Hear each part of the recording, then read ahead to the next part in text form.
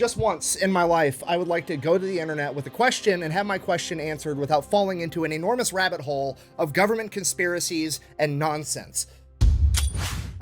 Okay, long story short, Toyota's got this new truck coming out. It's just a flatbed, plain Jane work truck, nothing fancy about it, and it was supposed to be like $10,000 or $11,000 brand new. So naturally, I wanted one. So naturally, I go to the internet with a simple question: am I going to be able to buy this new Toyota truck in America? To which I am met with the answer: probably not. Most likely for the same reason you can't buy a Toyota Hilux, which is the other thing that's been pissing me off for 10 years inside of America. And naturally, in the back of my head, I just kind of assumed like, oh, Toyota just doesn't want to sell that truck in America for some reason. Maybe the money's not right, it costs too much to import, whatever. And yeah, it does cost too much to import, but it's because of chickens and Lyndon B. Johnson. That's why. What's that? Nick's so mad he forgot to send me a segue for the ad. Well, that means we gotta do it, right? Yeah. I don't know what that was. Play the ad. Me?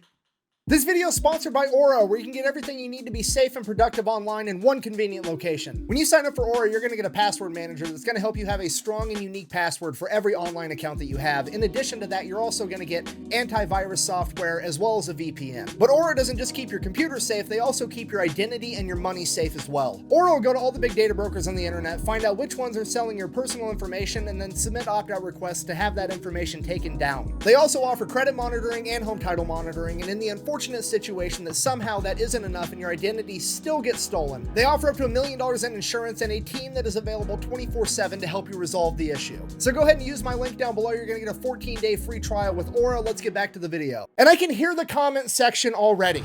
Buh, if you want a Hilux, just get a Tacoma. They're basically the same thing. Buh. No, they are not, for multiple reasons. For one, I've driven a Tacoma, and it is literally the slowest moving vehicle I have ever driven in my entire life. That thing accelerates from 0 to 60 in like 3 to 5 business days, okay? Fucking Fred Flintstone would beat that thing in a drag race. Secondly, I don't vividly remember being 14 years old watching Top Gear with my dad and seeing those guys drop a fucking Tacoma into the ocean for 8 hours, fishing it out, and then getting it started in like 15 minutes. And then because that wasn't enough to kill it, they decided they were going to hit it with a wrecking ball, drive it through a building, light it on fire, and then stick it on top of a skyscraper before blowing the entire building up with it. And then the motherfucker still started, okay? Tacomas are not on the same level as Hiluxes. I don't care what you say, you will never convince me otherwise. It is the equivalent of my mom trying to convince me that store brand toaster pastries are Pop-Tarts. No, they're not. Pop-Tarts are Pop-Tarts, and Pop-Tarts are fucking awesome. And you want to know why I can't get my metaphorical Pop-Tart, why I can't own and drive my own Toyota Hilux? It's because America was too good at selling chickens in the 1950s and 60s. Yeah, that's why. Okay, so here's the deal. Generally speaking, throughout the majority of human history, chickens have always been like super expensive and seen as only something that rich people got to eat until very recently, which, think about it for a second, it starts to make a little bit more sense. You have like cows and goats and llamas and whatever other fucking farm animals you have, and they just basically wander around and they eat the grass, okay? That's not very expensive. Then you have pigs. You could literally just feed them garbage and they'll turn it into bacon somehow through evolutionary magic. Chickens, on the other hand, you have to like feed them grain and like actually give them real food that a human could technically eat. So historically speaking, they've always been one of the more expensive farm animals, so only rich people got to eat them. Then in the 1950s, after World War II, thanks to refrigeration and a couple of other innovations, America got super good at raising chickens. They got so good, in fact, that we could raise chickens, slaughter them in America, ship them across a fucking ocean while refrigerating them, and sell them in Europe, and it was still cheaper than people could grow and raise chickens in Europe, so Europe was eating a bunch of American chicken. So they had too much cock? I guess that's one way to put it. Why? Just never thought I'd hear that come out of my mouth.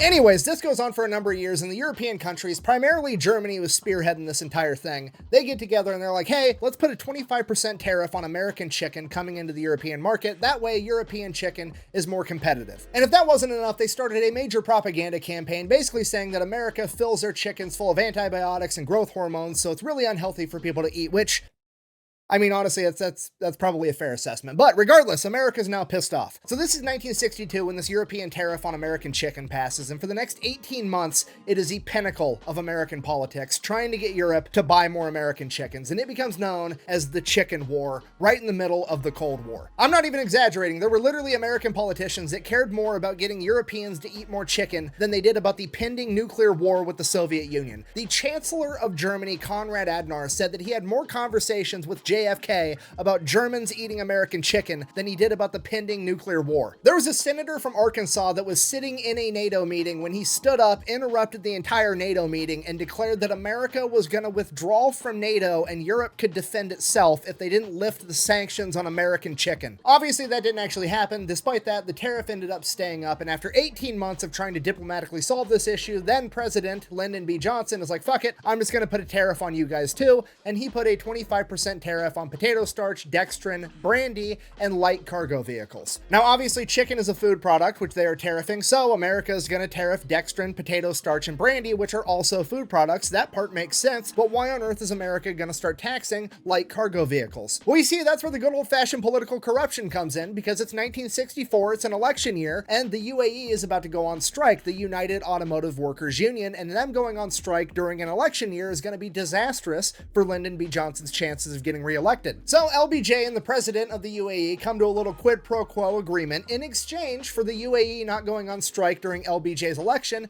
LBJ is going to abuse his political power to make sure that somehow, some way, so many Volkswagen Type 2s, which are incredibly popular in America right now, quit getting imported, aka the Love Bus. You know, you've seen those. This is where they went. They went away because of this. So this is why light cargo vehicles gets added to the chicken tax, adding a 25% tariff to basically make it so that Germany can't import the Type 2. Now, light cargo vehicle at this point in time is defined as 2 seats or less and designed to transport cargo. So then because of that, all the foreign auto car makers like Toyota and Honda and all the other ones that make small trucks, not wanting to pay a 25% tax to import their trucks, start importing the truck itself, like the chassis and the cab and the motor, all completely built in their country, and then they ship over the bed separately, and then they have a warehouse where they like throw a couple of bolts on and attach the bed, so that way it's assembled in America and they're only going to get taxed 4% instead of 25% because the US government is this fucking stupid. So then in the 1980s, the US government closes that loophole, to which all the other auto car makers are like, fine, we'll just exploit another loophole, we'll just start adding more seats, so that way there's more than 2 seats,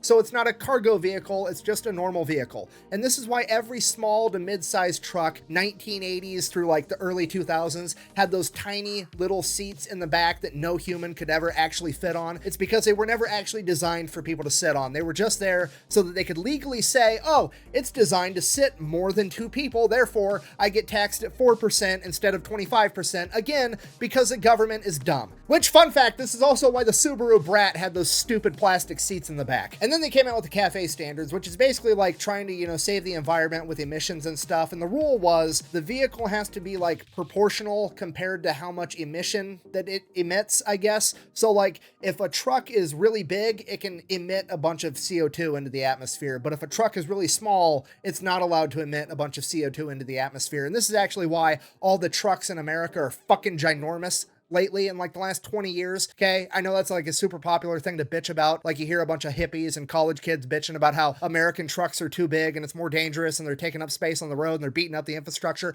Yeah, it's because of stupid fucking emissions policies, because it's easier for automakers to just make the truck physically fucking larger than it is to make the emissions somehow magically lower. So that's why that's happening. So not only is the CAFE standards not helping with emissions and CO2, it's actually incentivizing automakers to make trucks unnecessarily ridiculously large just so they can comply with this law. And I know what you're thinking, well, at least the chicken tax is helping American automakers compete in the market so that they can make more money and stay in business. And that's just not the case anymore either, because even they're getting fucked over by this law. Because when Ford tries to import transit vehicles, which they have made over in Turkey, they have to intentionally put extra seats and windows and shit inside inside of it, import it, and then send them to a factory and have all the seats and windows taken out and convert it back into a fucking cargo vehicle. This is why all the transit vans and shit that are super popular are really fucking expensive. And this is why my work that I work at to be an electrician can't ever find a goddamn transit van to use as a work truck because A, they're getting way more expensive because we're having to import them with extra seats so they're not cargo vehicles because somehow that saves money. And then my boss is desperately trying to compete with all the fucking millennials that want to go live in a van and start an Instagram so they can have hashtag van life in every fucking picture they post. This policy is literally helping nobody. Nobody on the planet is benefiting right now except for maybe the government so that they can get more tax money over fucking nothing, okay? Potatoes, dextrin, all that other shit, all that shit's gone. They're not tariffing that anymore. That tax went away. It's just on cargo vehicles now, and it's for no reason. And you're like, oh, this fucking fat electrician guy's just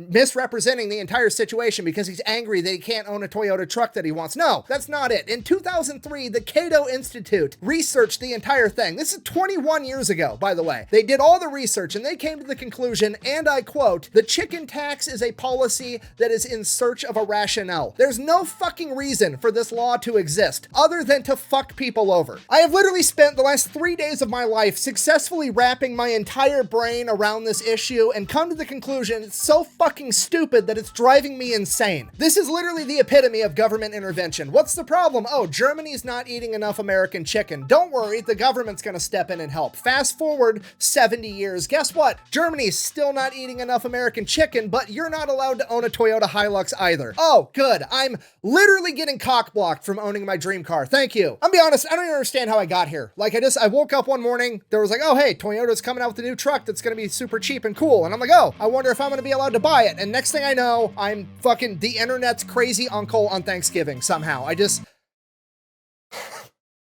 need a beer.